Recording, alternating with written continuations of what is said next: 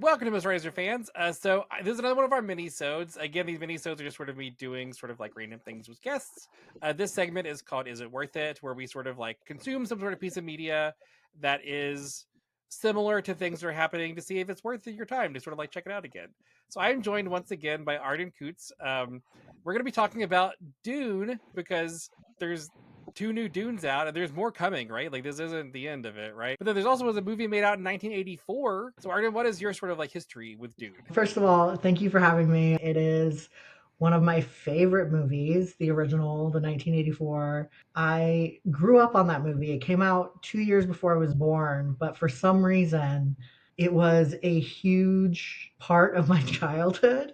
Yeah, so for me, Dune has always been a thing that I like knew existed, but I never really had watched really any of it. And then these new movies started coming out, and so then whenever we talked about this, I was like, well, I guess I should watch the first one. That seems like a thing that would be good to do. Something surprised me was how much of the internal thoughts were happening in the movie, because it's not just Yes. odd now, like it's odd like there's not movies that do this. And sometimes in movies you will see like a character's thoughts, like a protagonist you'll get their thoughts, but we got truly everyone's thoughts in this movie. They would like say a line and then they would just voice over another line that was their thoughts, Yes.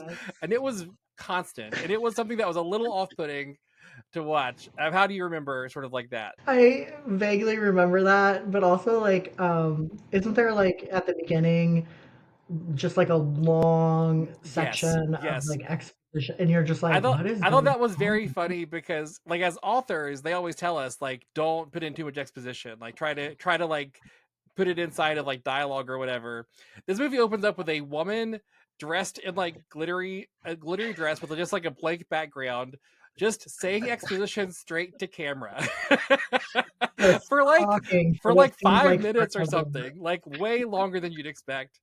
And then after that, it cuts to the different planets that are relevant to plot and then describing those before we get to any Yeah. plot, I which I thought mean, was wild.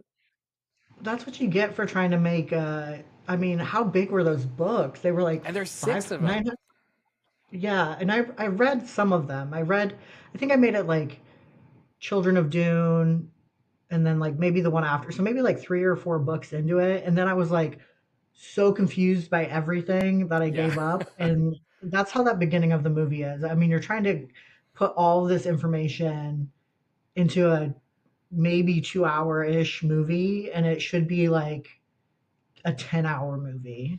Yeah, I mean, we don't even get to Paul, our protagonist, for like 15 minutes. Yeah. Like, because we have that weird, like, brain monster talking to his Yes. dad in the beginning for a little while. And then The we brain eventually, monster. yeah, then we get to Paul, like, way after that. And he's like training with this. And also, I did appreciate this from a modern perspective, which is like the graphics are very 80s, which like Yes. they're very but distinctive enough that they don't feel weird. You know what I mean? Like the Yeah. weird blocky like shield things, Yes. they are very weird and clearly 80s technology, but also like you that's what it would look like now too, probably, because like it's so distinctive. It's like clearly that was intentional. Clearly they didn't do that because they had no other choice. Yeah, the graphics I remember at the time because I think this came out around the first the some of the Star Wars movies, if I'm remembering correctly. 84, so it would have Which been after the first one, but I think before the second one.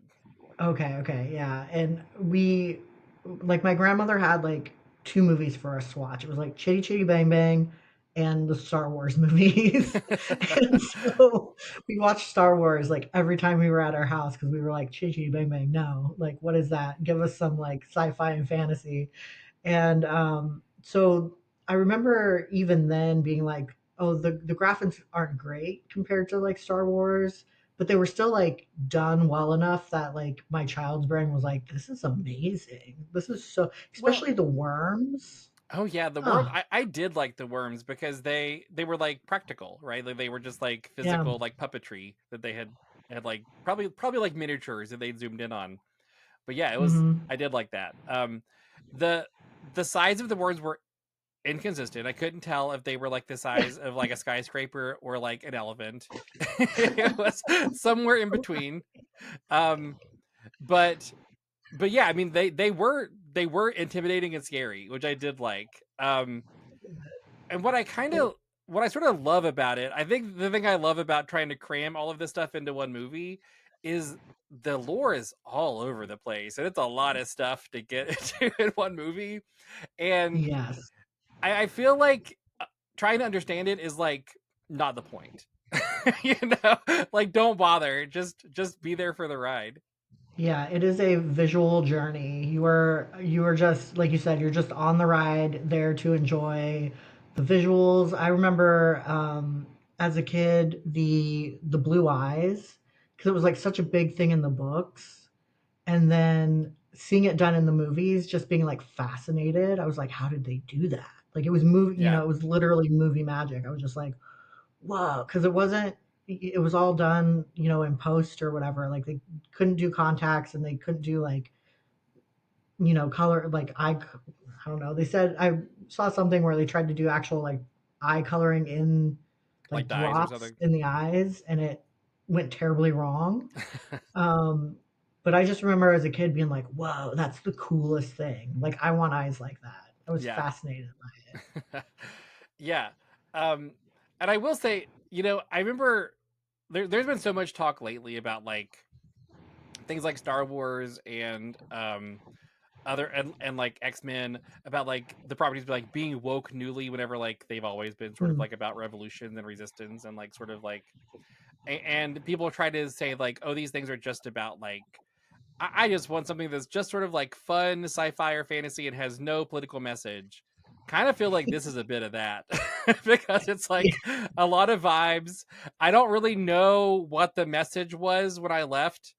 Like it was really just like an injustice happened to this specific family and they ended up getting justice for it. And that's sort of where we ended. And yeah. that's Talking about Dune really brings up like a lot of childhood memories for me because I grew up on a farm and we had like all these abandoned buildings and like a lot of rubble kind of around. And we would pretend like we were in Dune. Like we had to jump from like rubble to rubble to keep off the sand. yeah. And oh my gosh, like Trimmers, it kind of like had that same Yeah. worm Yeah, the thing going graboids and on. So, oh, great childhood memories though. This movie probably should have been watched by children, but we did. well, and I don't think there was anything that was especially inappropriate for children in it. Like I think that Mm, that's something that's different about movies now. Because like people will take kids to see like Marvel movies or whatever, but I don't always think that they're appropriate true, for kids. It's like I've been true. setting in Marvel movies with like 6-year-olds in front of me, and I'm like, I don't know if you should be here while this is Like this happening. might not be for you. Yeah, so I do feel like one thing about 80s action movies, generally speaking, there were for sure were some that crossed the line. But I think that a lot of them were made, especially like the sci-fi stuff, were made that Hmm. kids could enjoy them and also wouldn't be like inappropriate for them. Because Yeah, I also for the would record, I agree. didn't it was hard for me to follow, impossible for kids to follow. But like again, I don't think kids would care. Whereas like I No, it tried was just to, trippy. Yeah. Like I think kids would be able to watch it probably like you did as a kid and be like, this is cool, this thing is cool, this thing is cool. I don't need to know the plot. That's not important to me. It's very true. And the oh, I forget his name, but the main antagonist or the when The he was big just Baron guy. giant, like the Baron. Oh, I just remember being like so freaked out by him and just like disgusted. Mm-hmm. And I will say that carried. I've watched the first part of the new Dune. I haven't seen the second part yet, but I feel like they carried that over well into the first one because when you see him come out of like his sludge, you're just like, oh, Yeah. disgusting. Yeah, I've not watched the new ones either because again, I went into this fully blind. Like I Oh wow. I'm fully Dune virgin before this movie. And Oh, that's amazing. and but I know like casting things about the new ones, right? So like I knew that like Timothy Chalamet is the lead, so Kyle Maclachlan was playing Timothy Chalamet. And then like Zendaya's character was like the only love interest, but I know that Timothy Chalamet is engaged to Florence Pugh in the second movie, and Yeah, Florence Pugh's character isn't at all in in this movie. yeah, because I'm trying to remember from the books. There's a lot of shit that goes down, like with wives and marriages and children, and then you had like the sci-fi movies came out where the Children of Dune, which was I loved, like top notch. It was terrible, mind you. It was Sci-Fi Channel shenaniganry, but I absolutely adored it. So highly recommend you check that one out if you want another visual feast of just yeah the vibe. Yeah, it was. So as far as is it worth it? I think I would say it depends. Yeah, I would say the same. It really depends on what you're looking for and where you stand with like maybe the new Dune. Yeah, I think that Like if if you you've seen I, it, I think if you enjoy the new Dune and you want to like get more story or figure out more things, read the books. Don't watch this movie yeah, to expect to to learn anything more about anything. I think this I think this is more of just like if maybe you can't get enough Dune, maybe this is like a way to get a fix. Like if you're trying to wait for like a new one or something. Um or just like if you just want like if you want to kill an afternoon and have fun, like I think this is a good excuse to do that, you know? I agree with all of that. Yeah, and if you're like a just like a movie buff and want to like dive into David Lynch's like past work, like check this out, and I would agree though. Like if you're just looking to like you said, kill an afternoon and just kind of vibe out, I would check out Dune. Well, and for the David Lynch of it all, and for the record, guys, we're recording this the day like we just found out that he had passed away, like truly an hour or two Yeah. ago. So first of all, you know, honor him because like he has done some incredible work, and it's sort of fun because you know, like Fight Club is like a huge movie Oh, and so influential to yeah. culture, and I feel like watching this movie, you do get some glimpses because he did this so much earlier than a lot of his other stuff.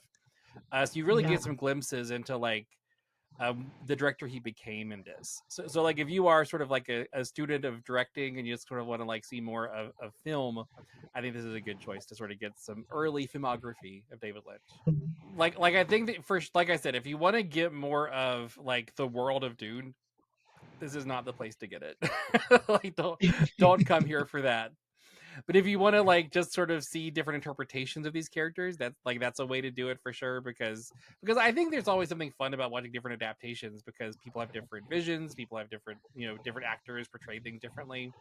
I think that's Yeah. always kind of fun. So like if you're a fan of like you know because I think I just saw that Anya Taylor Joy plays Lilia in the new movies, and Hmm. Lilia is so badass and cool in this movie. So like it might be kind of fun to see because first of all, Anya Taylor Joy is not a little girl, so like that is Yeah. different, but probably kind of cool to see both. If you're a fan of that character, I would recommend it for sure. Yeah. I agree. So Arden, if people would like to find out more about your stuff, where should they go to do that? Yeah, they can. You can find me pretty much all over the social media. Instagram is at Arden Coutts. I'm on Blue Sky at author Arden Coutts. Patreon, everywhere. Pretty much, if you type in my name, you will find me. And I would love for you to do that. Come find Didn't something me. just come out? Didn't something like just come out that you wrote? Yeah, I had a Christmas novella come out about a month ago. So it is a nightclub for the holidays, and it's a short, cute little holiday romantic suspense. So a little. I was gonna say murdery, but no one gets murdered. But there's a little like some trouble in the nightclub during the holiday season. And the cover is very cute and equal parts cute and queer, which I appreciated. It is Probably one of my favorite covers. I'm not gonna lie. It's very adorable. All right, well, thank you so much. Come back soon to talk about other 80s shenanigans. This sounds like a great Yes. time.